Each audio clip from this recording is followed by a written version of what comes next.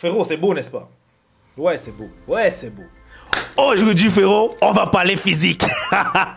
Les gars, dans cette vidéo, je vais te donner les 5 erreurs qui font que tu n'atteins jamais ton physique de rêve. Malheureusement, c'est le cas. Vous savez déjà que dans le développement d'un homme viril, avoir un physique imposant est aussi très nécessaire pour un homme. Parce que non seulement la muscu va améliorer ta santé, va booster ton mental et surtout te donner un physique avantageux. Un physique qui va te permettre de te faciliter le game avec les femmes. Un physique qui va te permettre d'influencer tes ennemis au point de se reculer lorsqu'ils te voient. Un physique simplement qui va te faciliter la vie. Ok? Mais malheureusement, vous êtes plusieurs à penser que la muscu n'est pas pour vous. Que développer un physique comme Poukélis, c'est pas pour vous. Peut-être parce que vous êtes essayé et vous avez abandonné parce que vous ne voyez pas les résultats. Ou peut-être parce que malgré vos efforts en salle continus, vous ne voyez quand même pas les résultats. Alors, j'ai 6 ans de muscu aujourd'hui et je peux te dire que j'ai un background chargé en conseils pour t'éviter de faire les erreurs que tu fais probablement et que j'ai fait dans le passé. Donc, cette vidéo, j'ai préparé 8 erreurs que tu fais probablement qui t'empêchent d'avoir des résultats escomptés. Frérot, crois-moi, avoir un beau physique, ça fait plaisir. Et ça booste ta confiance en soi. Ça booste ton estime de soi. Et je sais pas, ça booste même ton mental. La muscu est toute une école. Que lorsque tu y vas, tu n'en sortiras que fort, les gars. Moi, la gym m'a sauvé. Je crois que ça peut être le cas pour toi. Donc, let's go!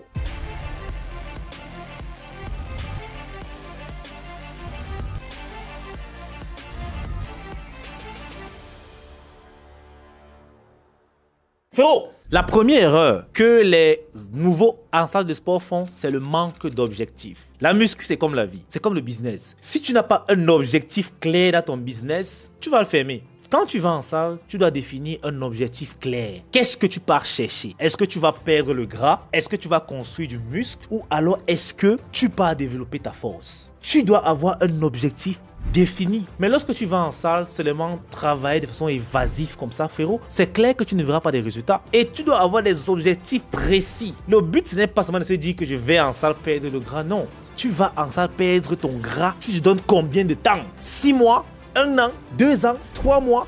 C'est ça. Tu dois avoir une période limitée. Maintenant que tu as compris que tu dois avoir un objectif, frérot, on passe à la deuxième erreur que tu fais probablement. C'est que tu as un mauvais programme d'entraînement. Et ça, c'est un truc qu'on voit tellement partout. D'une part, il y a ceux qui vont et s'entraînent au feeling. C'est-à-dire, s'il décide qu'aujourd'hui, je vais faire pec. Quand il va en salle, il imagine un exercice que bon, il y a le banc couché. Il fait les pecs, 3 séries de 8 à 12, ou bien il choisit les charges aléatoirement. Il fait et il réfléchit que bon, il y a un autre exercice, il fait. Frérot, tu vas voir les résultats peut-être au début. Parce que ton corps doit s'habituer aux charges que tu portes. Mais très vite, tu vas commencer à stagner. Tu vas commencer à ne plus avoir de résultats du tout. Il y a d'autres qui font l'erreur de s'entraîner avec d'autres adhérents qu'ils rencontrent en salle. Par exemple, lorsqu'il arrive en salle, il dit que bon, celui-là a un beau physique. Si je m'entraîne avec lui, je peux avoir son physique. Ça veut dire que son programme est adéquat. Mais ce que vous ignorez généralement, c'est que vous n'avez pas la même génétique, vous n'avez pas le même objectif, vous n'avez pas la même disponibilité, vous n'avez pas la même récupération et vous n'avez pas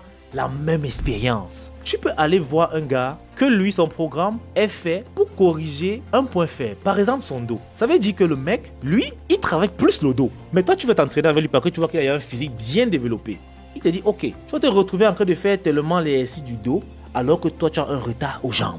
Ou bien encore, le mec va s'entraîner 2 heures de temps, 6 fois par semaine. Tu vas le suivre alors que tu n'as pas la récupération que lui, il a. Et après ça, tu vas t'étonner que tu n'as pas les résultats. Comprenez que les programmes sont personnalisés. En fait, ce n'est pas le hasard. Je vous parle aujourd'hui parce que je me suis finalement fait former pour éviter de perdre du temps en salle. Et dorénavant, je m'entraîne de façon très smart et je vois les résultats de ouf. C'est pas le but de la vidéo, on ne va pas s'attarder ici. Mais sachez qu'un programme cohérent va optimiser vos résultats sur le long terme. Souvenez-vous que la muscu, c'est pour le long terme. Ceux qui partent en muscu 3 mois avant l'été, parce qu'ils croient qu'ils auront un physique de Rambo pour aller marcher à l'été. Moi, je rigole. Vous êtes cons. Ou bien tu vas voir un gars qui vient faire les bras parce qu'il dit qu'il a une soirée le soir. Qu'est-ce qui t'arrive, frérot? Vous devez être objectif et concentré. Et un programme, ça se construit par étapes. Dites-moi si vous voulez que je vous explique comment se construit un programme. Vous pouvez le faire vous-même. Mais il faut suivre un certain carnaval bien précis pour que ce programme soit optimal. La troisième erreur, justement, c'est ne pas avoir de récupération. Tout à l'heure, je parlais de la récupération que en entraînant quelqu'un d'autre n'est peut-être pas la même récupération. Moi, personnellement, le jour que j'estime ne pas avoir de récupération, je ne m'entraîne pas. Même si c'est un jour qui était censé m'entraîner. La récupération, c'est quoi? Peut-être la bouffe, surtout, ou le sommeil. C'est ça la récupération. Tu ne peux pas travailler 6 fois la semaine alors que tu n'arrives pas à combler ton quota de macronutriments dont tu as besoin après des efforts intenses. Moi, j'ai vu des gars s'entraîner 3 heures à la salle et après, ils rentrent, ils mangent 2 bananes, ils dorment. Et demain, il revient encore 3 heures à la salle. Il rentre le soir, il mange encore 2 bananes, il dort. Pensez-vous sincèrement que dans le long terme, ce gars va s'en sortir? Je ne pense pas. Il risquerait même de se blesser. Les gars, ça ne sert à rien de vous tuer à la salle si vous n'avez pas la récupération. Parce qu'en réalité, il est bien beau que l'effort à la salle paye. Mais sans la récupération, c'est contre-productif. Donc rassurez-vous d'abord d'avoir une récupération suffisante avant même d'aller à la salle. C'est-à-dire de quoi manger et surtout les heures de sommeil. Tu dois suffisamment dormir. C'est quand tu dors que ton corps et ton muscle se reconstruisent. Si tu manques de sommeil, ta récupération sera biaisée. Moi, je te le dis clairement. La quatrième erreur que je vois aussi souvent en salle, ce sont les gars qui changent tellement de programme. Vous devez comprendre que la muscu est une science.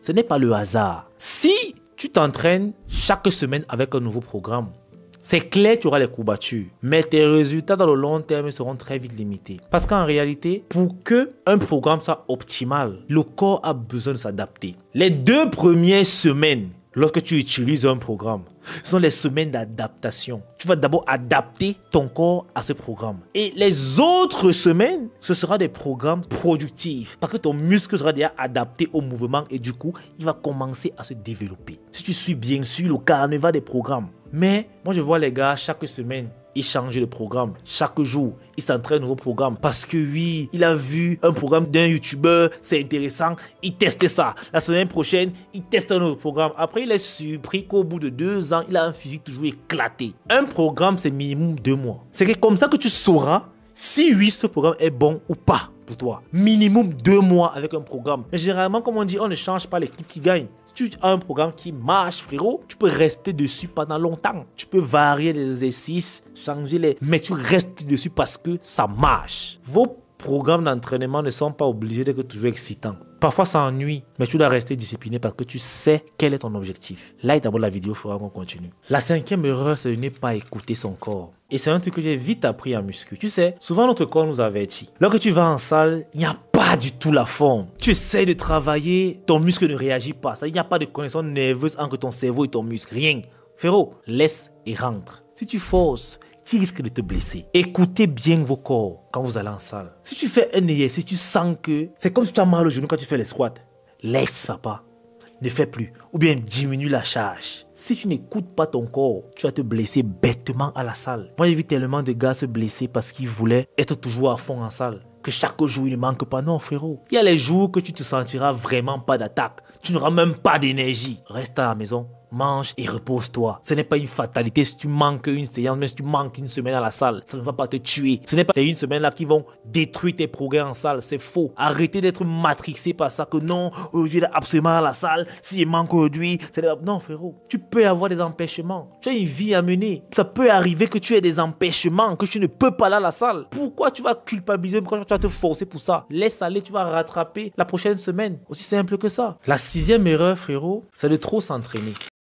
En fait, aujourd'hui, on a l'impression que ce n'est que l'entraînement qui compte pour progresser. Tu vas voir les gars faire 4 heures de temps en salle. Je l'ai fait. Mais tu es surpris que plus tu passes du temps en salle, moins tu as des résultats. Trop n'est pas mieux en muscu. Déjà, moi je considère qu'après 2 heures de temps maximum, ton cerveau se déconnecte de tes muscles parce qu'il est fatigué. Donc tout ce que tu fais là, c'est une perte de temps. Tu risques même de te blesser. Ne soyez pas pressé. Ne vous dites pas que c'est parce que vous allez faire 30 exercices en une journée que vous allez gagner plus de muscles que celui qui va faire seulement 5 exercices. Vous avez tout faux. Le muscle a sa limite. Et lorsque le muscle atteint sa limite, tu vas le blesser. Et ce sera tant pis pour toi. Donc les gars, arrêtez de trop vous entraîner. Moi je pense que 1h30, 2 heures max, c'est bon. ok? Même qu'en 5 minutes, tu peux avoir des résultats. Si tu optimises ton programme. Le programme d'entraînement dépend de plusieurs facteurs. Dites-moi si ça vous intéresse. Je vous dirai. Peut-être que vous pourriez faire vos programmes vous-même ou peut-être acheter les miens que je mettrai bientôt à votre disposition. Dites-moi ça en commentaire. La 7e erreur, c'est l'ego lifting. Les gars, je vais vous dire un truc qui va peut-être vous choquer. Le plus important en salle, ce n'est pas la charge que tu pousses, mais c'est ton exécution. C'est pour cela que vous devez faire très attention dans les programmes où on vous propose les charges. Quand on met un programme, on te impose une charge. Ce sont des programmes biaisés, contre-productifs, ça ne sert à rien. La charge est relative. Tu n'es pas obligé de pousser lourd forcément pour avoir du muscle. Surtout si tu pousses ce que tu ne peux pas pousser. Pousser lourd, c'est bon lorsque tu maîtrises le mouvement. Mais si tu prends une charge qui te dépasse, tu vas mal exécuter le mouvement et tu risquerais même de te blesser. Moi, je te conseille plutôt de prendre une charge que tu maîtrises et de faire la bonne exécution pour être harmonieux. Rappelez-vous que lorsqu'on fait en salle, c'est pour sculpter son corps, pour atteindre la perfection. Ça ne sert à rien d'aller faire un mouvement. Tu penses à travailler les bras, alors ça travaille plutôt ton dos. Ton dos va gonfler involontairement et tu seras disproportionné. Et l'ego lifting va te blesser. Arrêtez de pousser les charges que vous ne pouvez pas. Poussez ce que vous savez. Ça, c'est un conseil. Et enfin, la dernière erreur, c'est ceux qui ne s'échauffent pas ou bien ne s'étirent pas. Vous devez comprendre que ces petits détails sont importants. Malheureusement, je l'ai été. Donc j'allais en salle, je voulais simplement commencer directement à m'entraîner parce qu'il était chaud. Mais l'échauffement a un rôle très important. Premièrement, il prévient les blessures. Et deuxièmement, il optimise le travail de tes muscles. Lorsque tu échauffes tes muscles, tu les mets dans les conditions de température et de pression. Mais lorsque tu viens commencer à pousser de la fonte à froid avec un muscle endormi, tu vas le brutaliser et tu pourrais très mal te blesser. Imagine, tu es en train de dormir, on te verse l'eau qui fait peut-être 2 degrés. Une eau bien glacée avec des glaçons dedans. Tu peux rapidement avoir une crise cardiaque. Pourquoi?